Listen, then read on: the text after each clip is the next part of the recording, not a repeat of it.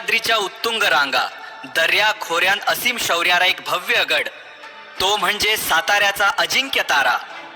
साताऱ्याच्या कोणत्याही कोपऱ्यातून वर पाहिले की आकाशाला गवसणी घालणारा हा किल्ला आजही आपल्या अस्तित्वाची जाणीव करून देतो.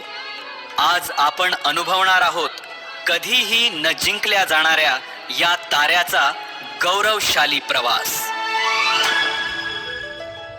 अजिंक्य तारा, साताऱ्याचा अजिंक्य रक्षक, सह्याद्रीच्या उत्तुंग रांगा, दऱ्याखोऱ्यांत घुमणारा इतिहास आणि मराठ्यांच्या असीम शौर्याची साक्ष देणारा एक भव्य गड, तो म्हणजे साताऱ्याचा अजिंक्य तारा. साताऱ्याच्या कोणत्याही कोपऱ्यातून वर पाहिले की आकाशाला गवसणी घालणारा हा किल्ला आजही आपल्या अस्तित्वाची जाणीव करून देतो. आज आपण अनुभवणार आहोत कधीही न जिंकल्या जाणाऱ्या या ताऱ्याचा गौरवशाली प्रवास. निर्मिती आणि शिवकाळ. समुद्र सपाटीपासून सुमारे 3300 फूट उंचीवर असलेल्या या किल्ल्याची बांधणी 11व्या शतकात झाली. शिलाहार वंशाचे राजा भोज दुसरे यांनी हा गड उभारला. पुढे बहामनी आणि आदिलशाही सत्तांकडे हा किल्ला राहिला, पण या गडाचे भाग्य उजळले ते 1673 मध्ये. आवाजात आदर. जेव्हा छत्रपती शिवाजी महाराजांनी पन्हाळगड जिंकल्यानंतर आपल्या अष्टप्रधान मंडळासह या गडावर पाऊल ठेवले. शिवरायांच्या पदस्पर्शाने ही भूमी पावन झाली आणि अजिंक्य तारा स्वराज्याचा एक भक्कम आधारस्तंभ बनला. संघर्षाचा काळ.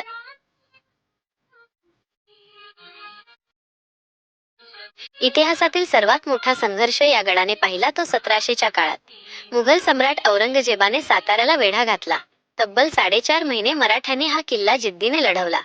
वाऱ्याच्या वेगाने होणारे हल्ले आणि गनिमी काव्यामुळे मुघल हैराण झाले होते. जरी काही काळासाठी हा गड शत्रूच्या हाती गेला, तरी मराठ्यांच्या अजय जिद्दीने तो पुन्हा स्वराज्यात परत मिळवला. म्हणूनच याला नाव मिळाले अजिंक्य तारा. राजधानी आणि महत्त्व.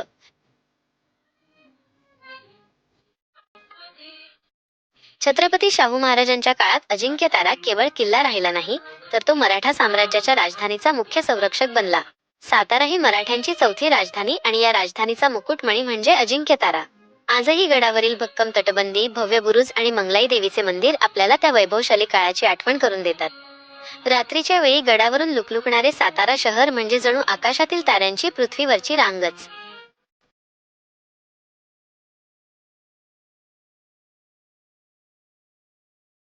अजिंक्य तारा हे केवळ पर्यटनाचे ठिकाण नाही, तर ते आपल्या पूर्वजांच्या बलिदानाचे आणि स्वाभिमानाचे प्रतीक आहे.